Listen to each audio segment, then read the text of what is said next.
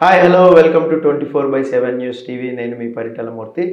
ఈరోజు మనతో సోషల్ మీడియాని షేక్ చేసిన శేఖర్ భాష మనతో ఉన్నారు. ఆయన పలకరించి అనేక విషయాలు అనేది మాట్లాడదాం. అలాగే బిగ్ బాస్కి సంబంధించి ఇంట్రెస్టింగ్ టాపిక్స్ కూడా మాట్లాడి తెలుసుకుందాం. హాయ్ భయ్య, ఎలా ఉన్నారు? కమింగ్ టు బిగ్ బాస్కి వచ్చిందాం. సో బిగ్ బాస్ హౌస్ అంటేనే కొంచెం అల్లర్లు గొడవలు అవన్నీ జరుగుతూ ఉంటాయి. సో అక్కడ శేఖర్ భాష ఉంటాడు.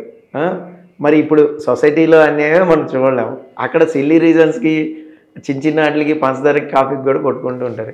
అలాంటప్పుడు మీరు ఎలా పోతున్నారు? మీ ప్లాన్ ఏంటి? ఇది సొసైటీలో జరిగే చాలా పెద్ద దారుణం. పంచదార కొట్టుకుంటే దాన్ని పెద్ద పట్టించుకోవాల్సిందే ఉంది. సత్తుకోండరా బాబు అంటాం తప్ప దాని గురించి ఈగలు పీకే అంత ఇది ఉండదు. సరదాగా జోకులు వేసుకుంటూ వెళ్ళిపోవడం. లోపలికి వెళ్ళేటప్పుడు మీ ప్లాన్ ఏంటి? మీ మాస్టర్ ప్లాన్? ఇప్పుడు సరే మీరు పంచదార అన్నారు కాబట్టి పంచదార కోసం కొట్టుకుంటున్నారు అనుకోండి. అంటే అప్పుడు చూడైనా ఇట్లా కొట్టుకోకూడదు. ఎంత కావాలో ఒకళ్ళొకరు ఎంతకో పంచుకోండి.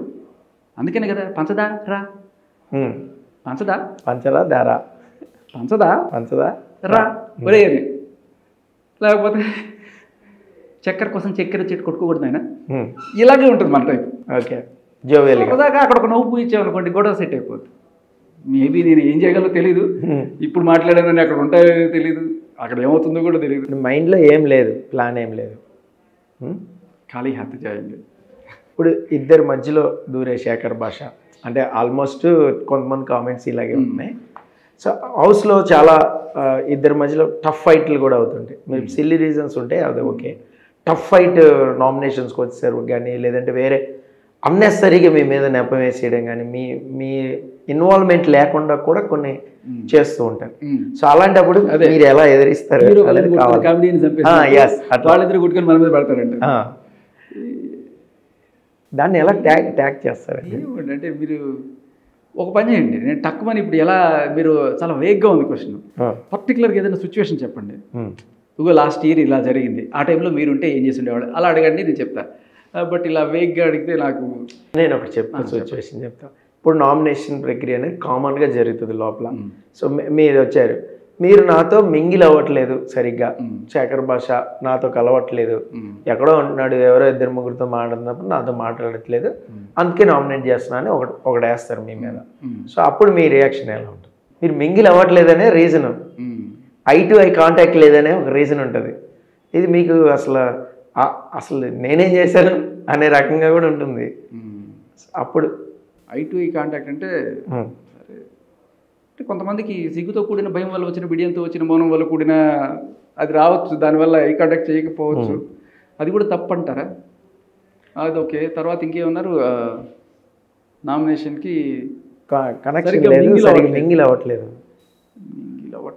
అంటే ఆ సిచ్యువేషన్ బట్టి చేస్తారా? కాదంటే 18 మంది ఉంటారు కదా, లిమిటెడ్ టైంలో. సరే అండి, నేను ఈ వీక్ వాళ్ళతో మింగిల్ అయ్యాను కదా, నెక్స్ట్ వీక్ మీతో మింగిల్ అవుతాను, ఏదైనా ఐఎమ్ సింగిలే, రెడీ టు మింగిలే అంటాను. అలా కన్విన్సింగ్ చేస్తానంటారు అంతే, మామూలుగా ఫైటింగ్ అది ఉండదు అంతే. సో ఇప్పుడు ఇంకొకటి ఏంటంటే, ఇప్పుడు టాస్క్లు ఆడేటప్పుడు మనకి కొద్దిగా ఫిట్నెస్ కావాలి. సో శేఖర్ భాష హౌ ఫిట్, ఎంత ఫిట్గా? ఏమండి, నాకు నిన్న ఒక ఆయన చెప్పారు, భయ చేతులు వెళ్ళిపోకండి, నీ క్యాప్స్ ఇవి ఎల్బో క్యాప్లు అన్నీ తీసుకెళ్ళండి అంటే, సరే ఇవ్వండి అన్నాను. అంటే ఏంటి అంటే, నీ క్యాప్ అన్నావు కదా ఇవ్వమని. అయ్యో అది కాదండి, మోకాల్ క్యాప్. జస్ట్ కిడింగ్, ఆయన కూడా జోకేసాను నేను. బట్ అవన్నీ కొనుక్కొచ్చుకున్నాను నిన్న సత్యదేవ్ స్పోర్ట్స్కి వెళ్ళి. గట్టిగానే ఆడదాం, కాకపోతే తర్వాత ఏమన్నా ఇరిగినా అవి కూడా పెట్టుకున్నాను. ఇరిగితే ఆల్రెడీ ఇరిగి పెట్టుకున్నా కదా ఒక 4 రోజులు. సో అన్నీ రెడీగా పెట్టుకున్నాను. నడుము నొప్పులు వస్తే అంటే ప్రస్తుతానికి నాకు అట్లాంటి ప్రాబ్లం ఏం లేదు. కమింగ్ టు సీరియస్ క్వశ్చన్, ఇప్పుడు మీరు బిగ్ బాస్కి వెళ్తే, సో రీసెంట్గా లావణ్య ఎంట్రీ ఇంకా పబ్లిష్ కాలేదు, నాకు తెలుసు, షూటింగ్ చేశాం కాబట్టి. సో ఎట్టి పరిస్థితుల్లో ఆపుతాను మిమ్మల్ని వెళ్ళనివ్వకుండా, ప్లస్ నాగార్జున గారి ముందు కూర్చుని అయినా చేయగలుగుతాను నేను అని ఒక సవాల్ లాగా విసిరింది. అదే చెప్తారు. అదే కదా, అదే నాగార్జున గారిని ఎంత దారుణంగా ఈవిడ మాట్లాడిందో మనం ఆడియోలో ఉంటే, ఆవిడ అక్కడ కూర్చోబెట్టి క్షమాపణ చెప్పించాను నేను. అదే రోజున సే సారీ టు నాగార్జున గారు అని చెప్పి స్టూడియోలో చెప్పించాను. ఆవిడ సారీ చెప్పింది. అవును, చూసాం. ఆవిడ ప్రతిసారి ఇదే. అప్పుడు రాజ్ తరుణ్తో బూతులు తిట్టినప్పుడు కూడా నేను నాగార్జున దగ్గరికి వెళ్ళి మాట్లాడతాను, కూర్చుంటాను, అన్నపూర్ణ స్టూడియోస్ కూర్చుంటాను, నీ ప్రొడ్యూసర్ దగ్గర కూర్చుంటాను. వాళ్ళకి తెలిసిందే ఇది, బజార్కి ఎక్కడం, అల్లరి చేయడం. మనం చూస్తూనే ఉన్నాం. రానివ్వండి, ఇంకా కూడా ఆవిడ కోసం వచ్చేవాళ్ళు ఎవరున్నారు? ఇప్పుడు ఒకప్పుడు అంటే ఆవిడ చెప్పింది చెప్పే పోలోమని ఎవరో ఇద్దరు మహిళా సంఘాలు ఎవరన్నా వచ్చి ఉండేవాడు. ఇప్పుడు ఇంత భాగవతం అందరికీ తెలిసిన తర్వాత కూడా ఆవిడని చీతు అని ఊస్తున్నా కూడా ఇంకా ఎవరన్నా వచ్చారంటే వాళ్ళ మీద కూడా వస్తారు. ఒకవేళ అలా వచ్చితే కూడా అది కూడా మనకి ప్లస్. ఇప్పుడు బిగ్ బాస్కి వెళ్ళే ముందు ఆడియన్స్కి ఏం చెప్తారు ఒకసారి చెప్పండి. హాయిగా చూడండి, ఎంజాయ్ చేయండి, మంచి మంచి కంటెంట్ ఇవ్వడానికి ట్రై చేస్తాను. సో శేఖర్ భాష రియల్ లైఫ్లో ఎలా ఉంటాడనేది మీరు చూడొచ్చు. ఊరికి ఇప్పటిదాకా ఒక మైక్ ముందు ఫిక్స్డ్ ఫ్రేమ్లో అలా కనబడ్డాను. బట్ ఒక మనిషిని తెలుసుకునే అవకాశం, శేఖర్ భాషని రియల్గా తెలుసుకునే అవకాశం ఉంటుంది. I hope you will love me. Thank you. Dual ఫేస్లు ఏముండవు, ఫేక్ ఏముండదు. శేఖర్ భాష ఒరిజినల్ ఎలా ఉందో హౌస్లో అలాగే. ఫేక్ చేయాలనుకుని దొరికిపోతానండి. ఇప్పుడు సపోజ్ పలానా వాళ్ళలాగా చెయ్యి అన్నారు అనుకోండి, అంత టాలెంట్ ఉండదు మనకి. శేఖర్ భాష కాదు, శేఖర్ బాక్ లాగా అవుతాను. భయ్యా మీకు బాగా ఇష్టమైన వంట ఏంటి? ఫుడ్ తినడానికైతే పిజ్జా ఇష్టం బాగా. నచ్చింది avoid? I avoid non veg, egg, cakes. Non veg తినరు, కేక్స్ తినరు, అవే పెడతారు మీరు డెఫినెట్గా. మీ ఫేవరెట్ హీరో ఎవరు? రవితేజ. రవితేజ. వై రవితేజ? వై అంటే ఆయన యాక్షను, ఆయన రాజస్వం. ఓవర్ పీరియడ్ ఆఫ్ టైం ఆయన చూసే కొద్దీ ఇంకా అంటే ఆయన ఏజ్ పెరిగే కొద్దీ ఇంకా ఎనర్జీ తగ్గట్లేదు. సో మీకు నచ్చిన ప్లేస్ ఏంటి యాక్చువల్గా? అంటే మీకు ఒక ఫ్రీకౌట్ వెళ్ళాలి అంటే కాశ్మీర్, సోన్మార్గ్, వైజాగ్, అరకు. వెళ్ళారా? సో మీకు జ్ఞాపకాల్లో అంటే చిన్నప్పుడు మనం పెరిగినప్పుడు సో ఒక్కసారి ఆ ప్లేస్కి వెళ్ళి కాసేపు కూర్చుందాం అనే ప్లేస్ ఏమైనా ఉందా? అరకు. అరకే. అరకులో పర్టికులర్ ప్లేస్ చెప్పండి మాకు. చేపరాయి అని ఒకటి ఉంటుంది. అక్కడ చిన్న సెలేరు, ఇటుపక్క రాయి అటుపక్క రాయి, మధ్యలో ఇట్లా నిండిపోతూ ఉంటాయి. అక్కడ ఇట్లా కాళ్ళు పెట్టి కాసేపు ఇలా ఆడుకుంటూ ఉండేవాళ్ళం. అవి మెమరీస్ అనమాట. తర్వాత మళ్ళీ 4-5 సార్లు వెళ్ళినా కూడా ఆ మెమరీస్ అలా ఉంటాయి అనమాట, ఫ్రెష్గా. అవే గుర్తొస్తుంటాయి, ఆ మనుషులే పక్కన ఉన్నట్టు ఇవన్నీ కూడా గుర్తొస్తుంటాయి. కాకపోతే ఈసారి మనం ఒకళ్ళే ఉన్నాం అంతే తేడా. ఇక అరకులో వైజాగ్ కైలాసగిరిలో ఆ టైటానిక్ షిప్ కరెక్ట్గా, ఆ తర్వాత ఒక చిన్న వ్యూ పాయింట్స్ ఉంటాయి, అక్కడ కూర్చోవడం. అలా అవన్నీ అంటే చూడడానికి ఎంత మెమరీస్, పాత మెమరీస్ని గుర్తెచ్చుకోవడానికి కూడా అంతే మెమరీస్ అనమాట. వెళ్తూ ఉంటారా అప్పుడప్పుడు? తక్కువ 2-3 ఏళ్ళకి ఒకసారి వెళ్తాను. మీకు బాగా నచ్చిన పొలిటీషియన్ ఎవరు? పవన్ కళ్యాణ్.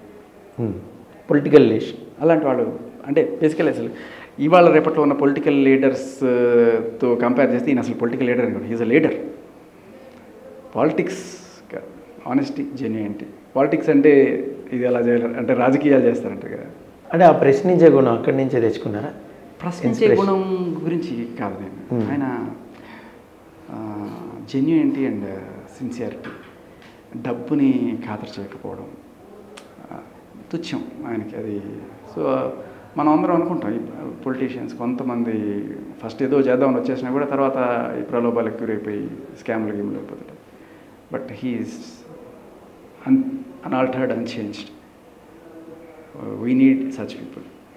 కాకపోతే అదండి మన జనాల్లో కూడా అంతే మంచితనం ఉంటే నిజంగా ఎప్పుడో ఆయన ఇప్పటికే పెద్ద లీడర్ ఉండేవాళ్ళు. బట్ అఫ్కోర్స్ ఇప్పుడు కరెక్ట్గానే ఉన్నారు. కానీ మన వాళ్ళు డబ్బులు తీసుకుని ఓట్లేసేవాళ్ళు ఫస్ట్ అది మానేసి నిజం చూసినప్పుడే ఇది అవుతుంది.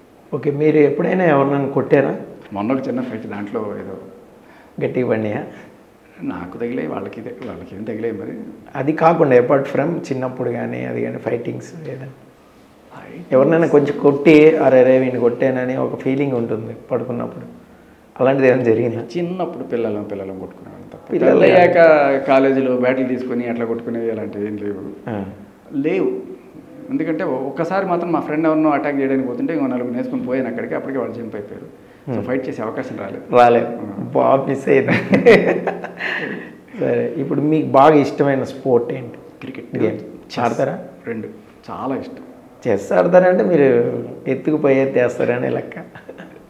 క్రికెట్ చాలా ఇష్టం, చెస్ బాగా వస్తుంది. ఓకే. అది అంటే మనకి నచ్చింది మనకు మెచ్చింది అంటారు చూసారా, అవును. ఆ టైప్లో క్రికెట్ ఆడాలని కోరిక కదా. నేను 6లు 4లు కొట్టేద్దామని కాకపోయినా రోజు బ్యాట్ పట్టుకుని వెళ్ళిపోయేవాడిని. బౌలింగ్ అంత స్పీడ్గా వేయకపోయినా స్పిన్ ఇలా, కానీ పిచ్చి క్రికెట్ అంటే పరిమితంగా ఆడేవాళ్ళం అనమాట. ఎవరు బాగా క్రికెట్ ప్లేయర్ ఇష్టమైన player? Virender Sehwag. Sehwag he's god. అంతే. అంతే. ఆ తర్వాత ముందు ఎవరు లేరు అంతే. సరే, ఇప్పుడు కొన్ని క్వశ్చన్స్ వేస్తాను, ఒక ఆప్షన్ కూడా ఇస్తాను. మీకు నచ్చని పనులే జరుగుతున్నాయి అనుకుందాం in front of you. So మీరు ఏం చేస్తారు? ఒకటి, వాళ్ళు తిడతారు, వాళ్ళని ఆపుతారు, లేదా కన్విన్స్ చేస్తారు. నా ముందు ఏదైనా సరే అన్యాయం జరుగుతుంటే చూస్తూ ఊరుకుంటాను, వెనక్కి తిరుగుతాను. జస్ట్ కిడింగ్ అండి. తిడతారా, ఆపుతారా, కన్విన్స్ చేస్తారా? నాకన్నా చిన్నవాళ్ళు అనుకోండి, ఏదో దీంట్లో మేబీ ఒక చనువు అలా ఉందంటే ఒక మందలింపు అంటే వాళ్ళు ఆ ఫ్రెండ్షిప్ ఉంటే ఆగు రా అనే ఇది ఉంటుంది. Depends upon situation. ఇవన్నీ కాకుండా 4వది కూడా జరిగే అవకాశం, ఏదో సరదాగా వేరే డైవర్ట్ చేసి అలాంటివి కూడా చేయొచ్చు. పక్కగా డైవర్ట్ చేసాను. సరే, కన్విన్స్ చేయడం అదేమన్నా నీకు ఎందుకు, నువ్వు వెళ్ళిపో, నువ్వు ఇన్వాల్వ్ అవ్వద్దు, ఇట్లా మాట్లాడుతున్నారు అనుకోండి. వాళ్ళిద్దరు గొడవ పెడుతున్నారు అనుకోండి, వాళ్ళకన్నా పెద్ద గొడవ మనం ఇక్కడ పెట్టేసాం అనుకోండి, అది చిన్నదైపోయింది. వాళ్ళిద్దరు మనిషి ఏంటో ఇక్కడ చూసారు ప్రాంక్ లాగా అలా ఏదైనా చేయొచ్చు. ఐ డోంట్ నో, మీరు ఏదో అడిగారు కాబట్టి సిచ్యువేషన్ ఊరికే జస్ట్ అది థింకింగ్. సో ఇంకొక క్వశ్చన్ అడుగుతాను. ఇప్పుడు అర్ధరాత్రి ఒంటరిగా రోడ్డు మీద వెహికల్స్ ఏం లేవు, మీరు ఒక్కళ్ళే ఉన్నారు, ఏం చేస్తారు చెప్పు? వెహికల్స్ ఏం లేవు, అసలు ఏం లేవు, ఏం పైన ఫ్లైట్ కూడా పోవట్లేదు. ఓకే. అర్ధరాత్రి ఏదైనా ఆత్మలు ఏమైనా మాట్లాడతాయని ట్రై చేస్తాను, లేదంటే మరి అక్కడే ఉండాలని టాస్క్ ఏమైనా ఉంటే ఒక పెన్ను పేపర్ కూర్చొని ఏదైనా రాసుకోవడానికి ట్రై చేస్తాను, ఐడియాస్ వస్తాయేమో. అది కూడా లేదు. ఓకే. పోనీ రోడ్డు మీద కాకుండా ఒక రూమ్లో వదిలేసారు అనుకుందాం, ఒంటరిగా బంధించినట్టు, అప్పుడు ఏం చేస్తారు? ఒక పెన్ను పేపర్ దొరికితే ఎవరు రాసుకుంటారు? అది పెన్ను పేపర్ ఎవరు సార్? గోడల మీద రాసేస్తారు. గోడల మీద రాసేస్తారు. పారిపోవడానికి ఏం ట్రై చేయరు? పారిపోవడానికే ఏం బోరు కొట్టేదాకా ఉండి తర్వాత అప్పుడు ఆలోచిస్తారు. ఉంటుంది కదా, ఇప్పుడు కొన్ని అవర్స్ టు అవర్స్ ఉన్నారనుకోండి, సో సఫికేషన్ వచ్చేస్తుంది కదా. ఇంకోటి, మీ తప్పు లేకుండా మీ మీద నిందలు, మీరు ఒక చోటుకి వెళ్ళాల్సి వచ్చింది, జైలుకే పోయారు అనుకుందాం, సపోజ్ జైల్లోకి పడేశారు, మీ తప్పే లేదు. సో మీరు ఫైట్ చేస్తారా, లేదంటే దాన్ని కన్విన్స్ అయిపోయి ఓకే చెప్పారుగా తప్పదు కానీ వెళ్ళిపోతారు? ఒకవేళ ఆరోపణలు చేస్తుంటే నవ్వుకుంటారు, బట్ వాళ్ళని నమ్మడానికి ఎవడన్నా వచ్చాడు అనుకోండి, అప్పుడు సమాధానం చెప్తారు. అప్పుడు ఇవ్వాల్సిన లెఫ్ట్ అండ్ రైట్ పాయింట్ మాట్లాడడం అది ఉంటుంది. ఇప్పుడు మీరు ఆర్గ్యుమెంట్ చేసేటప్పుడు మీ ఆర్గ్యుమెంటే రాంగ్ అనుకోండి, సారీ చెప్తారా? చెప్తారు. ఎలా తెలుసుకుంటారు మీ ఆర్గ్యుమెంట్ రాంగ్ అని? తెలీదు, బట్ తెలిసేలా ఎవరన్నా చేస్తే వారు ఏదో రకంగా తెలిస్తే ఖచ్చితంగా సారీ చెప్తారు. ఓకే భయ్యా, థ్యాంక్ యూ సో మచ్, నా పిచ్చి ప్రశ్నలన్నీ భరించారు. Thank you very much.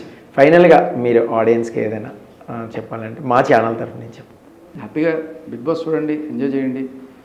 వీలైతే నేను చేస్తున్న ఈ ఫైట్ ఏదైతే ఉందో బిగ్ బాస్ తర్వాత వచ్చిన తర్వాత దాన్ని కంటిన్యూ చేయడానికి మీ సహాయం అందించండి అంతే.